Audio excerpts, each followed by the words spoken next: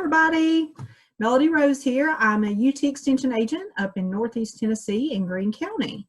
So today I'm going to be visiting with you on the last of the 9 principles for a Tennessee Smart Yard, which is protecting the water's edge. So let's just go ahead and jump right into it. So like I said, I know that many of you have already been through some of the other webinars that some of my other colleagues have been presenting on right plant, right place, or water, fertilizer, wildlife, reducing stormwater runoff. But today we're going to talk about protecting that water's edge, which is very, very critical because it's going to be important for a multitude of reasons. But mainly it's because it's that interface between our land and our water resources. So that's very, very vital. Protecting this area is going to keep our impacts from land use to a minimum, as well as protecting your land against damage that could be caused by flowing water. And we all know we've seen a lot of that flowing water here lately. As I sit here doing this today, it is raining pretty good outside today. So again, we're just inching towards that Tennessee Smart Yard, and we're going to focus today on that water's edge. Maintaining that mix of native trees and shrubs, grasses and wildflowers, all along that water's edge. That's going to help us create a vegetated width that's as wide as it is practical. So you'll get 2 inches for doing that. And then creating the no mow, no fertilizer, no pesticides zone along the waterway. And then you'll get 2 inches for that as well. So throughout history, we've all lived along the water's edge, right? We've all harnessed the power of water to help us accomplish many things, which has gotten society where we are today. And as we continue to grow, our urban centers, especially around water, we're going to be linked to it for many aspects of life that we enjoy today. That's going to range from everything from commerce to recreation. And if you think a lot of our huge suburban areas across the United States or even worldwide, they're going to be focused or situated along the water's edge somewhere. Johannesburg, South Africa would be one location where there's no water built near an urban center like that. But many of us are going to have homes that are going to lie on the border of water, especially here in Tennessee, because we're a very water-rich state. So what kind of water do we see here? When we talk about protecting the water's edge, what exactly does that mean? Just having that stream or body of water on our property is not necessarily going to tell us enough. So, we can't really define that water's edge without answering a few questions about what kind of water that is there, what's present. So like this slide here, what kind of water do we see represented here? Well, there's the whole gamut. We see everything from a wetland to a reservoir or an impounded lake. We see a small stream, we see a river, and we see what some would call a pond or what some would call a small lake. And then you got to consider, does scale matter? And it does, and we're going to talk about that in a little while. So let's just look at a few pictures to kind of help us describe a little bit more about what these water areas look like. So here's a good representation of what a small wetland is, and then compare that to a larger wetland. And again, whoops, I'm going the wrong way. So there's a small wetland again compared to a larger wetland, and you can see the difference there. Then we see a pond versus a lake, and a lake typically just a little bit bigger than that pond.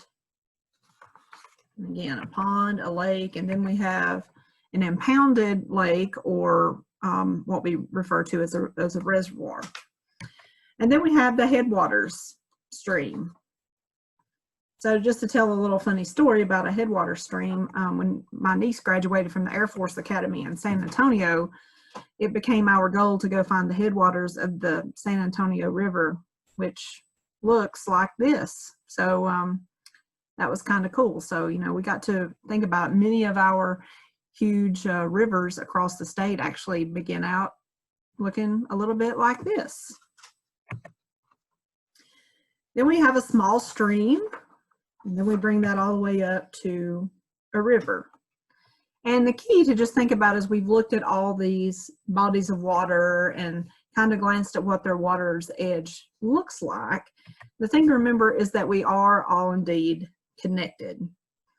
So just to give you maybe a new term some of you may not have heard, or have heard, maybe not completely understood what a watershed is. That's that area of land where all the water that is under it or drains off goes into the same place. So water that's running off the land that you can see here is going to join all these other bodies of water. And then of course water can also soak into the land and make its way into what we term the groundwater. But in either case, materials on the land can be carried into those water bodies. So think about trash. We see fast food bags tossed out on the side of the road, or plastic drink bottles. All of those have the potential to make their way into our bodies of water.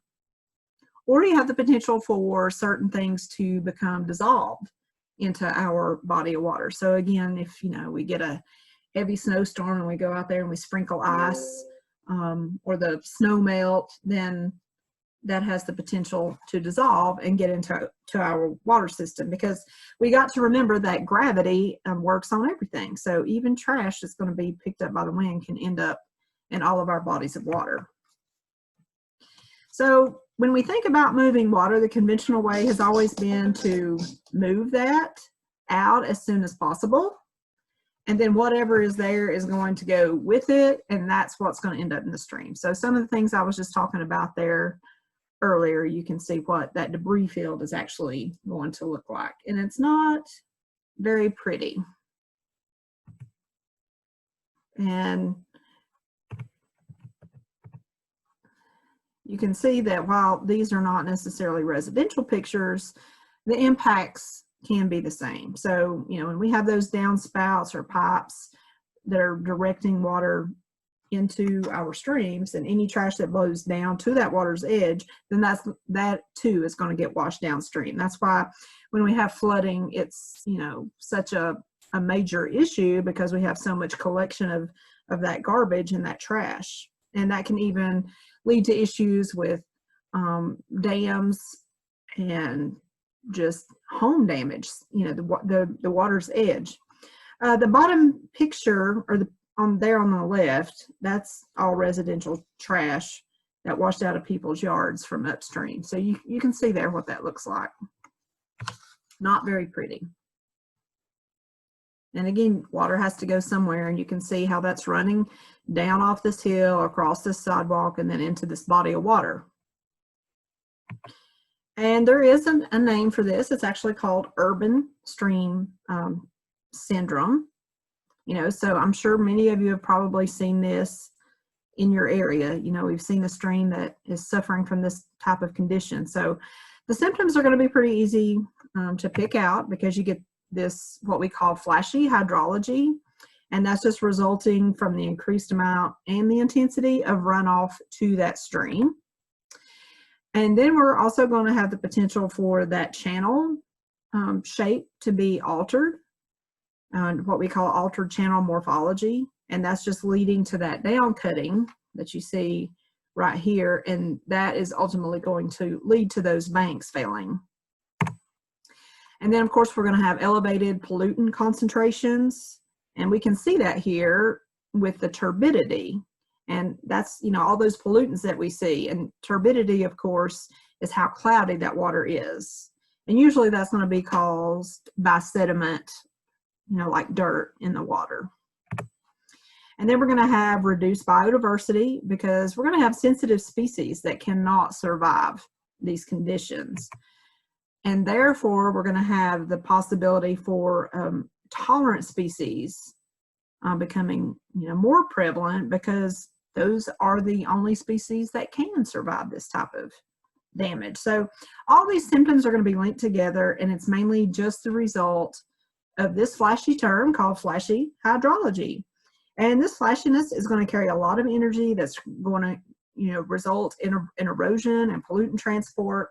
And sometimes it's going to be kind of hard to see that process. So just taking a look at the change in hydrology as a result of development. So basically this slide is capturing the typical impact of urbanization on a stream. So that solid line here is representing the flow level of a stream as it responds to a rain event. So that first one's going to be bigger than the second. So in the pre-development situation, the watershed here is going to be heavily vegetated, and the penetrating roots are going to make it easy for rainwater to enter the soil. And that is where or how it's going to flow very slowly down to the stream. So for this reason, when we get those peak flows, after a while when a storm begins, and then sometimes after it passes, that's a result of that. That's what those peak flows are. So as development occurs, more and more the watershed is going to get transformed into surfaces that cannot absorb water. So think roads and driveways, roofs and parking lots, all those kind of pervious and impervious type materials that are just not going to be able to absorb that water. So that runoff is very quickly going to make its way to a stream, and then those flows are going to be much greater than the flows before we had development. So initially flooding occurs, but then over time that channel will erode and enlarge to handle larger flows. And because so much of the water runs off immediately, there's going to be less water entering the soil and making its way to the stream. So with the result that the normal flows can be less than before development. So one thing to kind of keep in mind as we continue to move through this segment is that healthy streams are going to make for good neighborhoods and ultimately healthy communities. So again, we are a very rich water state here in Tennessee because we've got over 60,000 miles of streams. And about 10% of those lack adequate vegetation along the banks to provide a beneficial buffer. So that's the kind of thing that's going to lead to those stream impairments, and that's a term that we use to just describe the water quality of a water body that's not meeting the needs of the community using that water. So, for example, a stream may be listed as impaired if the quality is so poor it cannot support fish life, or it might not be able to be used to water cattle, is another way to look at that. So when we add those vegetated buffers, that's going to help us protect against these impairing conditions. And therefore, that also has the potential to increase our property values from anywhere from 3 to 30%, which is pretty substantial when you look at the big picture there. So looking at this slide, probably many of you have heard the terms riparian zone or shore or buffer. So, what do these all have in common? What does the terminology mean? So we're going to hear it referred to as different names. So when we think about a stream or a river, we typically are going to refer to that as that riparian zone. And then a lake is going to have a shore. And then when we think about wetlands, we typically will use the word edge. So often that term buffer is going to be used to describe a strip of land between human-dominated uses and the water itself. So how wide that buffer needs to be, it depends on the characteristics of that water body. And we'll talk more about that in a few minutes. But this buffer zone, however, that's going to be impacted by influences that are coming off the land, as well as what that water itself might be doing. So think about that for a few minutes. What are some ways that people might affect this zone? Well, anytime that we do any kind of like construction work, think grading work, or if we're doing some kind of vegetation management, pollutants, be it intentional or unintentional. And again, construction is just going to probably be the biggest one that comes to mind. I think especially when we consider like the shore of a lake, we'll think about boathouses and docks or boat launches and things like that. So what about water? How can it affect this buffer zone? Well, the number one would be flooding. And then on a larger body of water, like a lake, we're going to have that wave action, or in a river or stream, a creek, it could just be basic stream bank erosion. But again, the key thing to remember when we start talking about these areas along the water's edge is that, you know, it's not just about us. We're not alone, because when we have that healthy water, it's going to be a result of a complex interaction of many factors. So healthy natural systems are going to support a wide variety of life, from the microscopic all the way up to the much more visible birds and mammals that most of us are going to be more accustomed to seeing. And, you know, we just get so excited when we see these things, or when we hear the frog songs or any of those things. So these complex webs are going to be able to help us remove a lot of these pollutants from the water.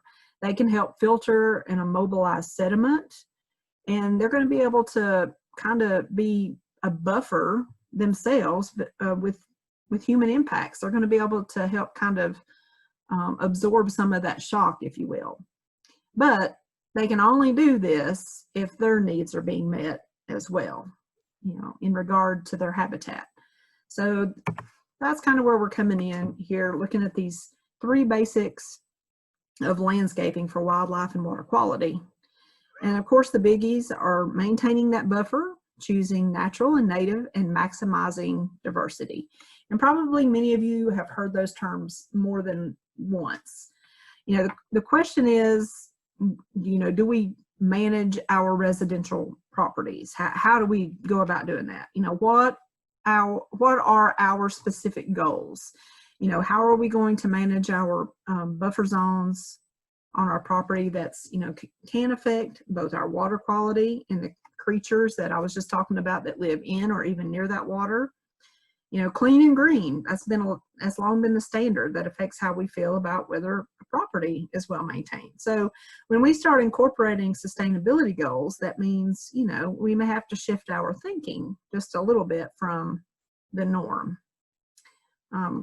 You know, if you always do what you've always done, you'll always get what you've always got, if that makes sense. So when we've got a little natural zone near the water, that's going to provide many benefits. And that can help us change even how we see our own environment and help others do that as well. So again, just popping this back up there as a quick reference. We're going to talk a little bit more about how to mix in some of these plant material and buffer zones. So when we think again about these buffers, you know, what are those benefits? And you can see those listed there. Just to talk a little bit about those, you know, it's going to help stabilize the bank by reducing erosion and providing shade. You know, and when we provide shade, that's going to help us reduce the water temperature. You know, we're going to capture sediment or mud and other contaminants that are coming from the land. It's going to help us absorb nutrients. So think about fertilizers or even pet waste. Probably a lot of you don't consider that. It helps us stabilize the stream bank or those shorelines. It's going to help reduce that erosion potential. It's going to provide wildlife and the fish habitat. And plus, it's just pretty. You know, it's going to be very visually attractive, and you know, some pretty cool plants that can be planted within these buffer zones. So these are just the basic functions of the natural world. And so what about the homeowner? You know, what benefits besides it being pretty are you going to enjoy? So think about less time and energy that's going to be spent on maintenance. You're not going to be mowing and fertilizing or using pesticides. And the biggie, less money out of your pocket. So think about it. No mowing, no fertilizing, no pesticide use. You know, you might have to control invasives on occasion, but you're going to be drawing in wildlife that you can watch. You're going to get to hear the natural sounds of nature, bird and toad songs, frog songs. You're going to have a shaded area. So all those are great benefits of buffers.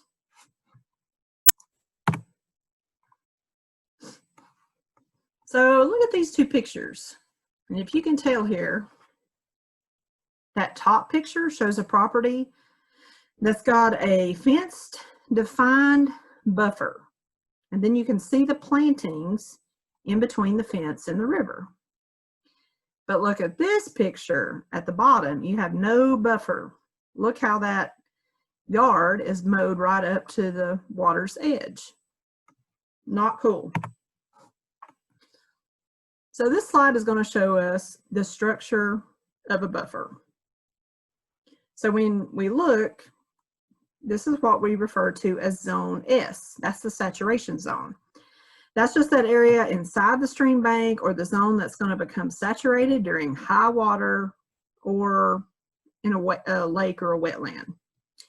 Zone 1 is what we're going to see on either side here, and that's going to be the immediate edge, and that's where we're going to find vegetation protecting that stream bank or the water's edge from erosion, and it's what's directly interacting with that water body.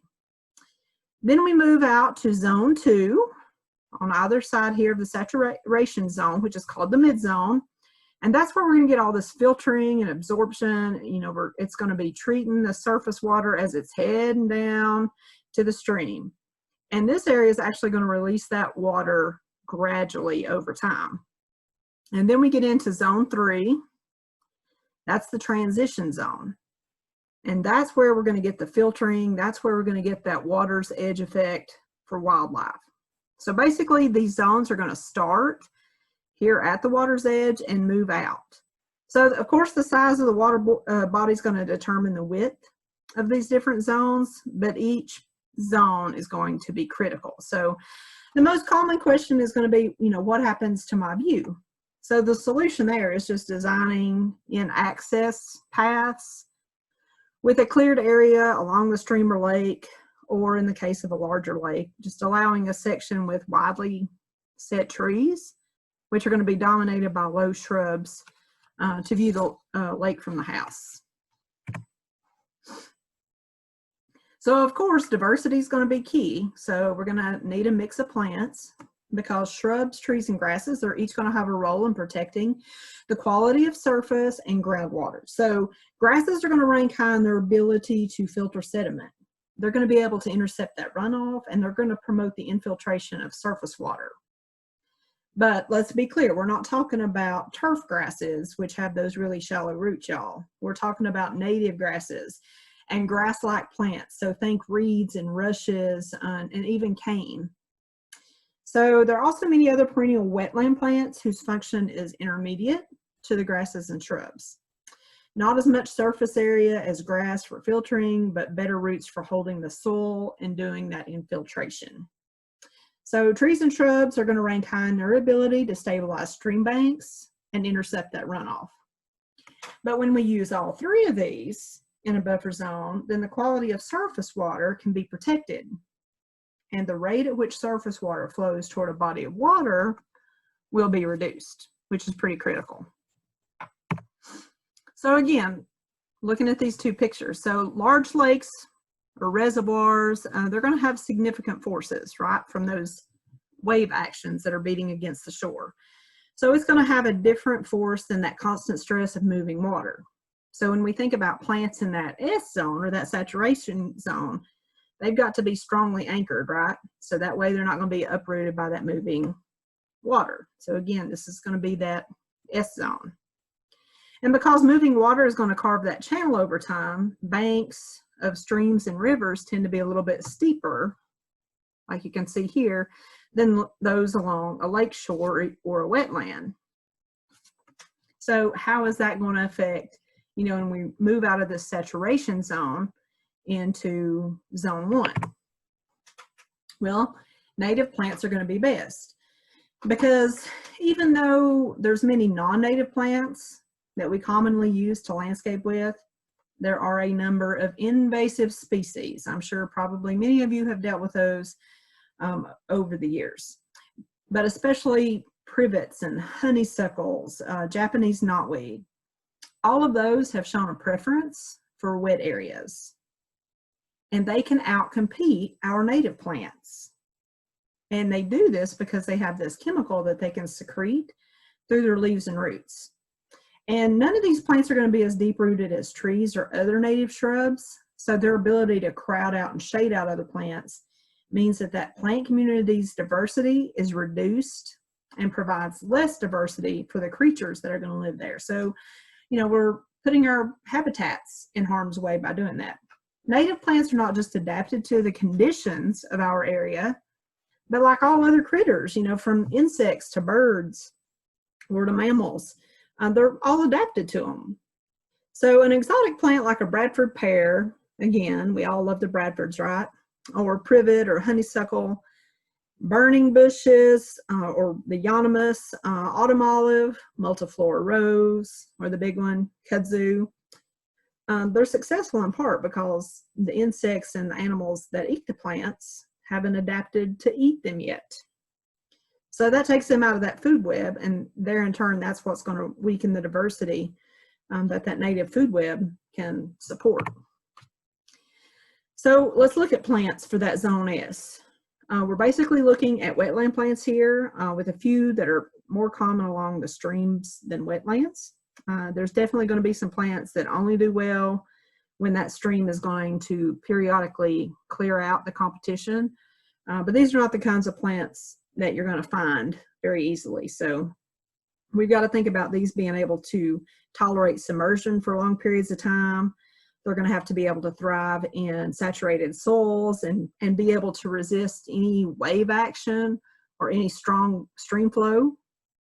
And remember that stream flow is going to be related to slope. So steep streams are going to have little vegetation within this channel area. And low slope streams may support wetland plants.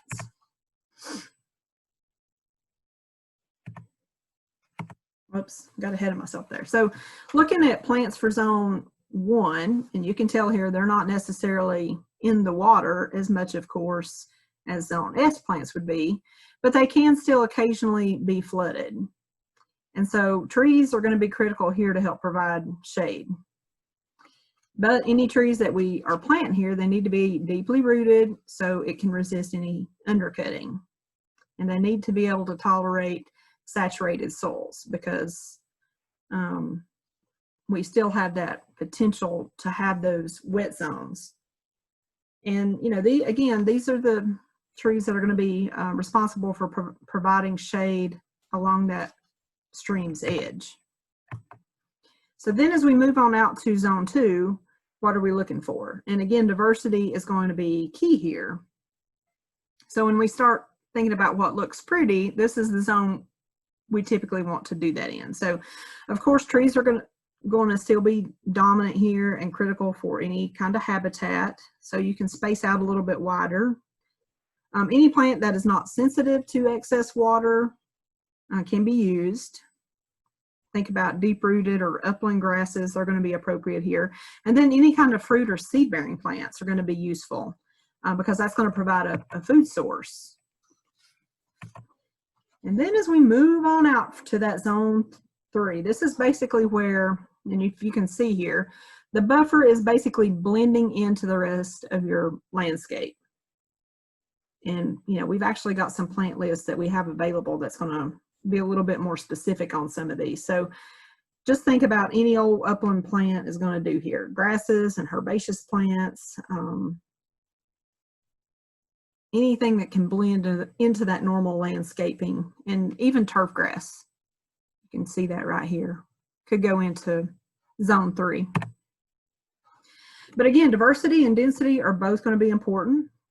We got to think about how plants volunteer. They just come up naturally all the time. That's just from our natural seed bank.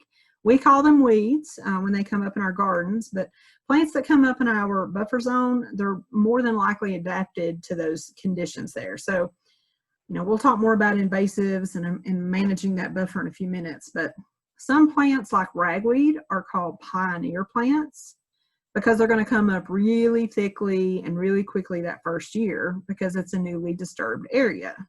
So they're going to require a little bit of control that first year. But don't worry, because eventually over time, your other plants are going to win out.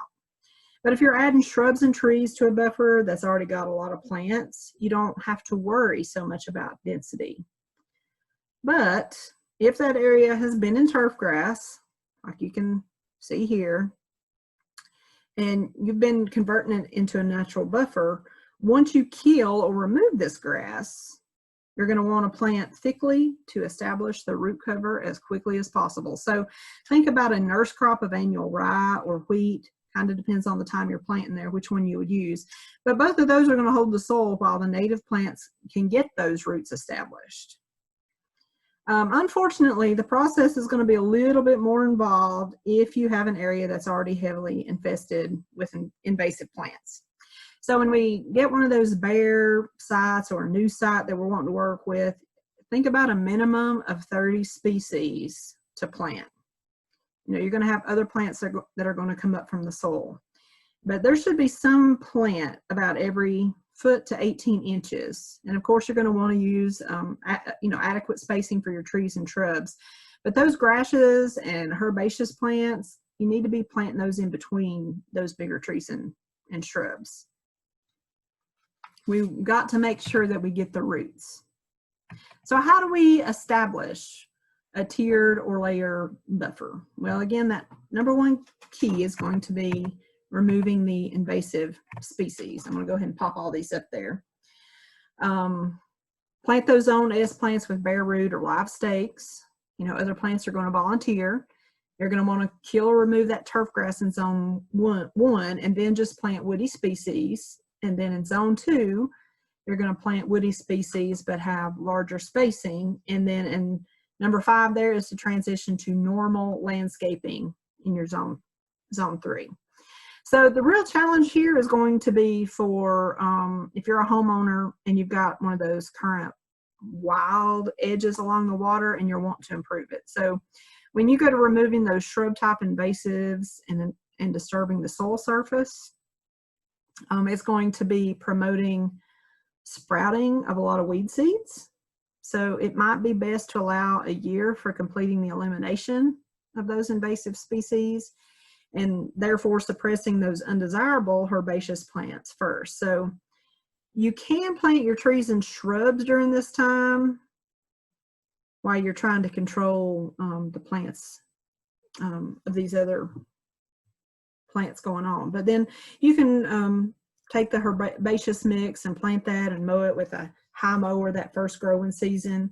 And that's just going to continue to control any unwanted plants, but it's not going to damage your desirable ones. So usually by that 3rd season, that's when you're going to start to see, you know, the desired effect. So again, depending on your situation, it can take some homeowners a little bit longer to reach that effect, but it's all worth it in the end. So there's a how-to in here on how to live stake. So make sure you check that out because that can be very useful. And you can see some of those actually here in these pictures. And then if you haven't checked out the invasive species list, I would really encourage you to go check that out. There may be some plants listed on there that you maybe were not aware as an invasive species. Some might actually surprise you, but you've got to consider that they made it on this list for a reason. So even if you think one is pretty or it serves a purpose, more than likely if it's on this list, it does not. And we want to get rid of those plants out of the landscape and even more particularly from the water's edge as soon as possible. So again, we've been inching towards that Tennessee Smart Yard, and protecting the water's edge, I like to think that they save the best for last, because again, this is the 9th and final principle of that Tennessee Smart Yard. And just to reiterate a few things that we've talked about, we've got to remember that it's just maintaining that mix of natives, creating that vegetated width, and then creating that no-mow, no fertilizer, no pesticide zone along the waterway.